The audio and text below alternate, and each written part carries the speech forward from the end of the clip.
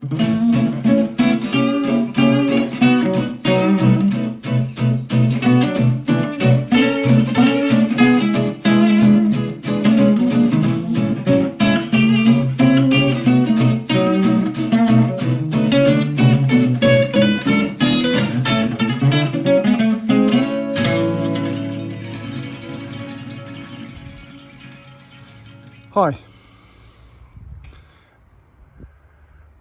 I'm just out for a walk, just to sort of ramble around, and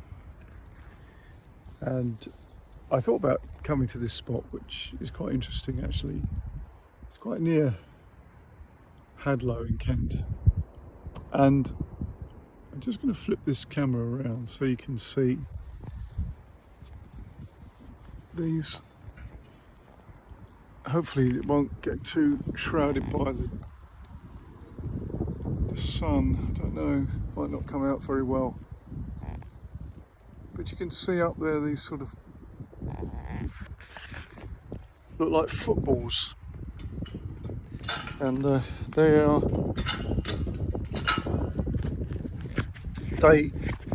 mistletoe. It's quite interesting actually, because I thought it'd be nice and quiet, and two guys were tearing around on motorbikes. So weird. Anyway, let's have a look. I'm not sure if you're going to be able to see these. Yeah, just about. Anyway, there's lots of mistletoe in Kent, which is quite interesting. It's like they are sort of a, I don't know, like a fungus, I suppose, but they grow on trees. And might be able to see this actually better if I flip that around now. There's a whole series of trees festooned in them. And you know, I've not seen this anywhere else actually, like this. There's lots of places where the mistletoe grows, which is I find quite fascinating. Anyway, I went down to St Ives and went down to the Tate St Ives, the Tate Gallery. There's an interesting exhibition on down there, and we met some friends and stuff. And somebody made a comment about finding it very difficult doing artwork. Particularly, this was to do with photography actually. That she didn't like copying other people, and I sort of spent a bit of time thinking about this and the whole creative aspect of copying somebody else's work, because in actual fact that's the only way we can actually be creative, is by using other people's ideas. And I get this a lot when I'm teaching people to songwrite, that if you take somebody else's idea as the genesis of a new one, they often comment about, oh, you know, what about copyright? So we've got this sort of slightly distorted idea about what's actually happening in a sort of creative process. Now, we're always copying. We can't help it, because if we came up with something that was absolutely original, like nothing else that had ever been heard before, it would sound rubbish, because the reason why we like something is because it sounds familiar. Now, I've spent years trying to work out about music, and you know, is there anything in music that is really universal, whether it's sort of almost embedded in our DNA, or whether it's within nature. And there's a possibility that a couple of things could well be, but generally most of it is our own invention. So when you do anything, you are taking ideas that have already exist other people's ideas that you've heard, and you are reimagining them. But it's very difficult for people to see that that is what it is. In fact, it's one of the complications of actually teaching a sort of a process of creativity, is to free people up so that they can actually use ideas. So when you look at the work of people like surrealists, they're often taking ideas of other people and then creating collages of it, or whatever. You know, the idea is for you not to be consciously thinking about what you do. You know, throwing paint on a paper and then maybe blowing on it and seeing or smudging it and see if when you look at it, does it look like some sort of dream image, something that is conjured up from your unconscious, and then you work from there, which is great. Now, if you think about that from a musical point of view, that is exactly the idea of cut up, where you take lyrics and you take ideas from magazines and books and put them together, juxtaposing ideas. And of course you can do this with things like musical riffs, chord sequences and the rest of it, and then see where it goes from there. But you've got to start with something that already is recognisable as of an idea of maybe of somebody else's. Either, I'm just going to sit down because there's a bit of a breeze blowing, to see whether that then leads you to something else. And I've always taught people that if you know where you're getting your ideas from, you can work away from them, so that they don't sound like the original source of information. However, of course, you could inadvertently end up with something else that somebody could turn around and say, "Oh, that's a song by so and so," but that's just the problem that we have. But I was intrigued by this thing of somebody who is actually a very good artist being so troubled by the fact that whatever she's doing seems to be copying somebody else's. It's like, well, it's inevitable that you will be.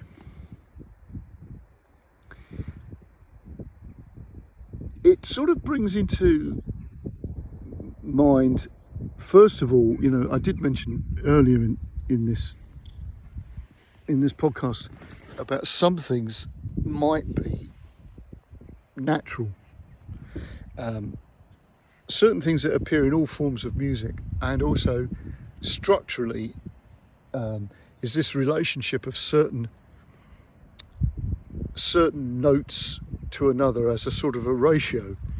The idea of the first note and the fifth note of a scale, that interval of a fifth, seems to be predominant in every form of music, and the octave. Then other relationships of, say, the fourth to the first. And those sort of things also mirror themselves in design, like the golden section. Somebody did some work about this. I'm just trying to think. I think it might be Howard Goodall, who did a programme for the BBC, who mentioned about this. I might be wrong, but anyway, don't quote me on that. But there is this relationship. So that obviously might be something that we find is embedded in our minds, that's not really to do with culture. Just in the same way as chicks are frightened by the silhouette of a hawk. But everything else could well be cultural, or something to do with the relationship. So, for instance, a pentatonic scale, there might be something in there, in that relationship of those notes to one another, that it could be natural because of maybe something like a Fibonacci series or something like that. Anyway, that's not, that's to me not the most important element. What's important is, what about the other stuff? And the other stuff then becomes cultural. And you see this in the development of music, where things are in a particular way and then they change. So like the fashion of music changes. So it starts off as being quite chaotic, lots of unusual things going on harmonically as soon as chords are created, because obviously chords haven't been with us forever either. And then, the harmonies and how harmony functions becomes more concise. So Elizabethan music has got far more weird stuff going on than say Haydn or something like that, sort of classical period. That becomes much tighter. Okay, there's more key changes, but they're not random as they are in the sort of early music. And then that starts to change, and it becomes more sort of, it becomes the Romantic period and so on, and you can see the music changing. And obviously what people thought of as harmonic rules or laws are just a blueprint. So someone is copying somebody. It's inevitable, even if you're aware of it or not. So when I started learning to play the guitar, I used to work things out of records. I used to copy whoever, Jimi Hendrix, B.B. King, Frank Zappa, whoever's album I had, Rory Gallagher. And then I used to pretty much nail the songs. But occasionally there'd be a bit you just could not work out. Because obviously when you slowed a vinyl LP down, it became a bit of a dirge, and it only needed somebody to hit a hi-hat or a cymbal, whatever, and it would wipe out the note. You couldn't hear it, so you had to guess. And there's one particular song that I transcribed, and it was a song by Roy Buchanan. I might have mentioned this in the book actually, but I got everything apart from about 4 bars, and that absolutely irritated the life out of me. But it wasn't until much later I realised that those 4 bars that I had to guess, because I was going to do this as an instrumental, was truly me. Everything else was somebody else. Now, if you take that idea that if you copy somebody badly, the bits that you just can't do with that other person becomes you. And it's a sort of a strange awakening to the fact that that's probably what happens, and why things move forward is because we sort of get it wrong more than we probably realise that we've got a better idea than the original person. So probably the advice to this friend of mine would be, copy the people badly and see where that takes you, and then that's your technique and your style. In other words, another one of the sort of adages I like, if a job's worth doing, it's worth doing badly. So don't try to be perfect about anything, and you'll come up with something really interesting. Right, so I shall be carrying on my little walk. Always find being out in nature in different bits of landscape, because it's a slightly different background to what I've been walking recently, where I've been doing these pilgrimage walks, which gives me some sort of direction. I was just out having a walk from the house just so I could stretch my legs a little bit. And I'm always fascinated by the things that, you see in one area that you don't see somewhere else. Like obviously I mentioned mistletoe. There's lots of nettles here for you foragers out there, and obviously early bramble. So young blackberry leaves are actually interesting. You can make teas out of them, stuff like that. But to be quite honest, I like tea, ordinary tea, too much. So there. Cool. So I'm just going to take a stroll back down this field. I'm going to be relocating sometime reasonably soon. And although I won't be that far away from here, it probably won't be the sort of places that I'll be going walking anymore. Some lovely houses actually in this part of Kent, often tucked away, old farmhouses and stuff. Makes you realise how old the English countryside is. Obviously the countryside is incredibly old, but I mean the houses. I had a funny story actually, just to tell you before I sort of leave. We were down in Rye in Sussex, and Rye is a very old port, and it was one of the sink ports, which is the defensive ports. But if that's not, I'm pretty sure that Rye is one of them. But Winchelsea is another one. And they were the sort of medieval defensive line against the French. So we're down there, and there's a little street called Mermaid.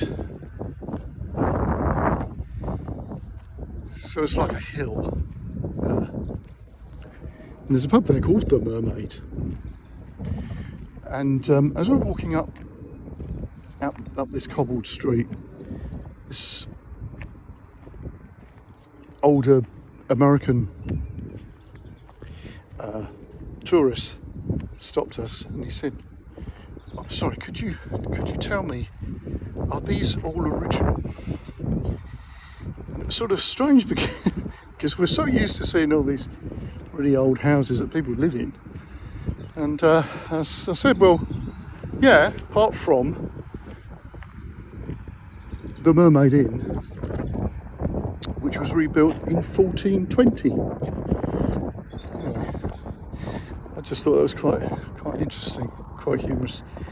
Anyway, I'll see you soon. I've got lots of interesting people to interview lined up, but I can't do anything till I move. So I'll speak to you then. Bye.